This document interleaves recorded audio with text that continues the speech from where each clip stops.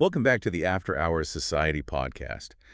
Tonight we are diving into a love story that's, well, it's really like a fantasy novel itself, Yeah, it is. complete with premonitions and online role-playing, Right. and a dash of international intrigue, and a healthy dose of synchronicity. It's a story that reminds us that love can blossom in the most unexpected places, Right. even in a world of make-believe. Get this.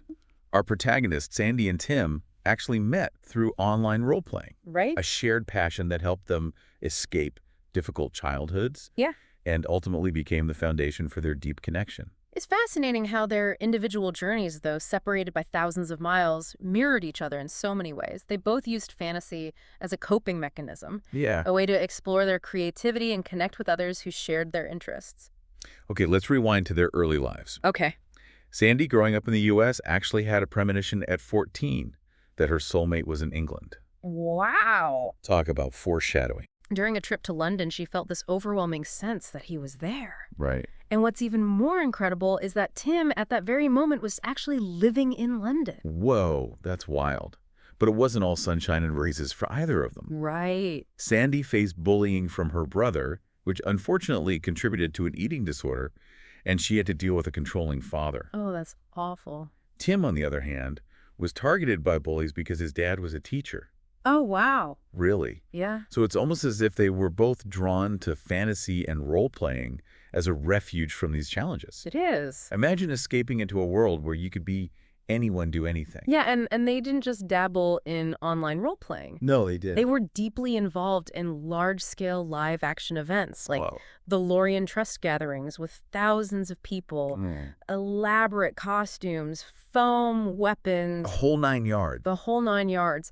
That level of engagement speaks to their deep desire for connection and a sense of belonging. It wasn't just a hobby, it was a lifestyle. And for Sandy, it also became an outlet for her writing. Right. She found solace in creating stories and characters, Yeah. which would later become a major part of their shared life. Yeah. Speaking of life-changing decisions, Sandy eventually made a move to Wales to be with someone she met online. Oh, okay. But as sometimes happens in the online world, his persona turned out to be a facade. Oh, no. Talk about a risky move.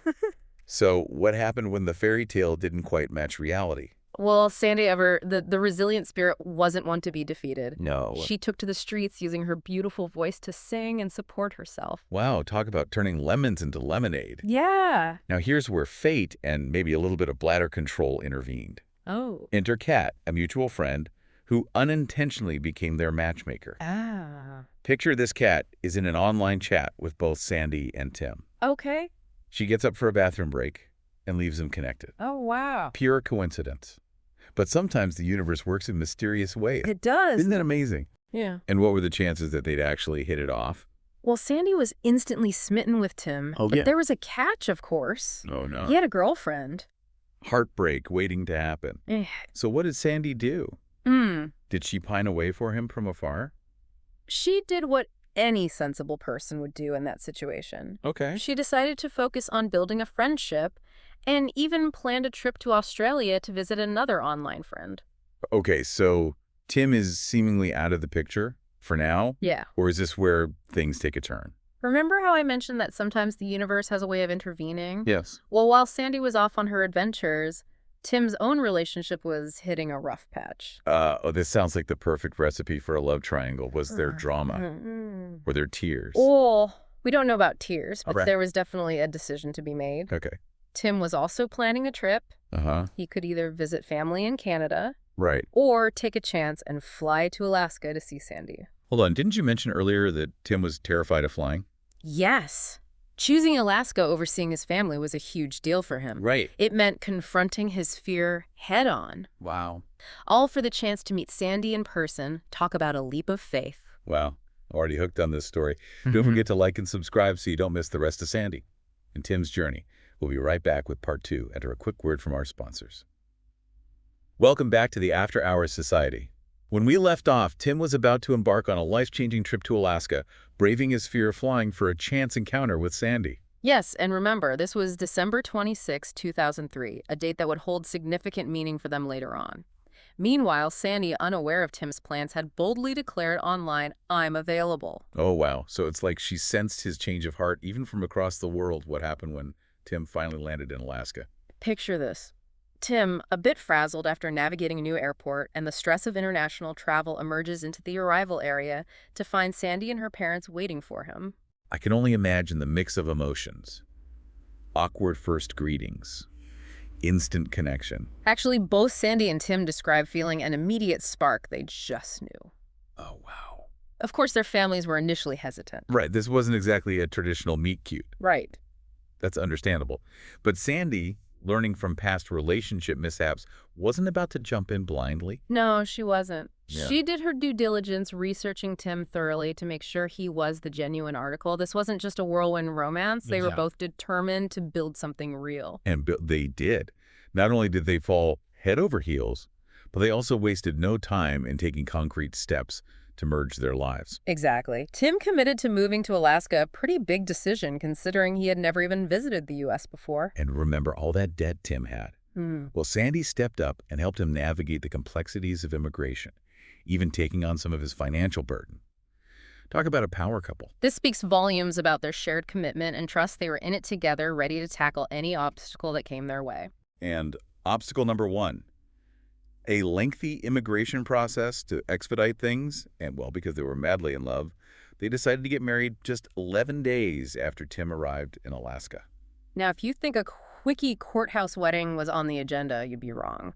They went all out celebrating their union with not one, but two unique ceremonies. Okay, I have to hear about this. Spill the details. At first, they had a medieval-themed wedding reflecting their shared love for fantasy and role-playing. Wow. And then they had a Native American ceremony, which was particularly meaningful for Sandy. I remember you mentioned Sandy discovering her Cherokee heritage. Was this connected to that? Absolutely. Since she was a teenager, Sandy had been hearing the voice of an elder Native American woman urging her to reclaim her heritage and her true name. That's both fascinating and a little spooky. Did she ever tell anyone about this? For years, she kept it a secret, fearing people would think she was imagining things, but during the Native American wedding ceremony led by a medicine man, the presence of this elder spirit was confirmed. It was a powerful moment of validation for Sandy.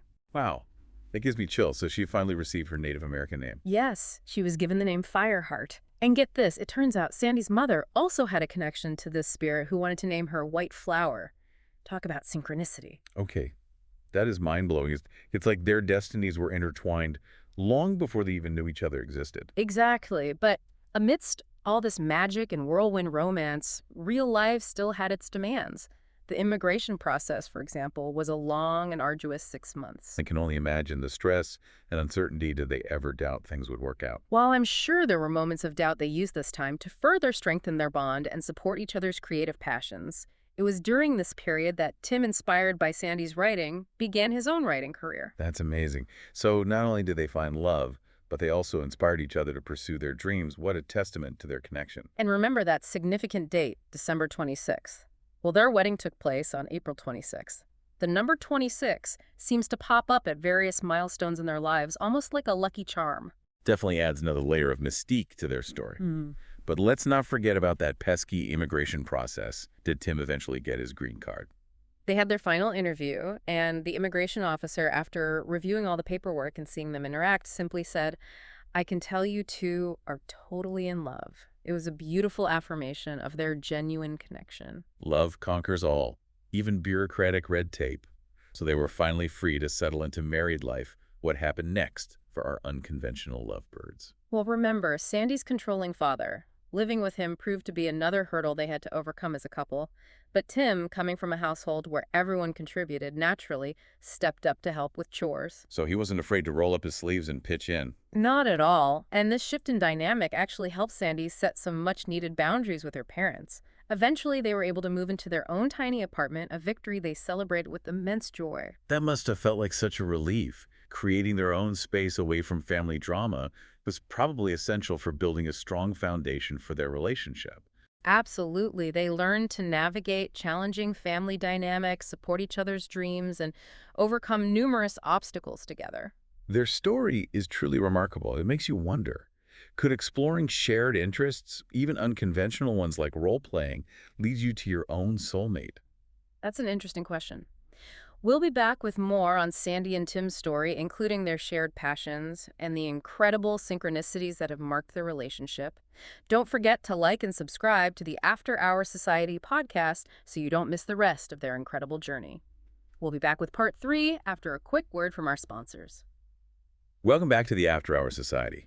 We've been unraveling the extraordinary love story of Sandy and Tim, a couple who found each other through a shared passion for role-playing, Right. and whose connection seems to defy the boundaries of the ordinary. Their story really highlights how those shared interests can lay the groundwork for a really deep and lasting bond. Absolutely. It wasn't just the role-playing, though. Right. They had this uncanny ability to laugh at the same things, even when they were on different continents. You're talking about those incredible synchronicities, right? Yes. Like the time they both burst out laughing at the exact same scene in Shaun of the Dead while watching it separately. Yes, moments like that just suggest a connection that goes beyond just shared interests. Yeah. It's almost like their souls were in sync. Yeah, and that synchronicity extended to other areas of their lives as well.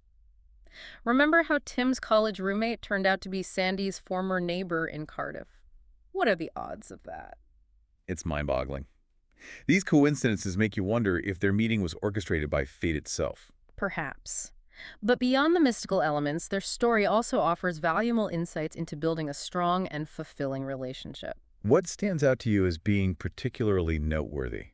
Well, for one, their commitment to personal growth and healing is truly inspiring. Sandy's journey of recovery from her eating disorder with Tim's unwavering support is a testament to the transformative power of love. It's a beautiful reminder that love can help us overcome even our deepest wounds. And they did it all while navigating complex family dynamics and supporting each other's creative endeavors. Exactly. They embraced each other's individuality while fostering a deep sense of partnership.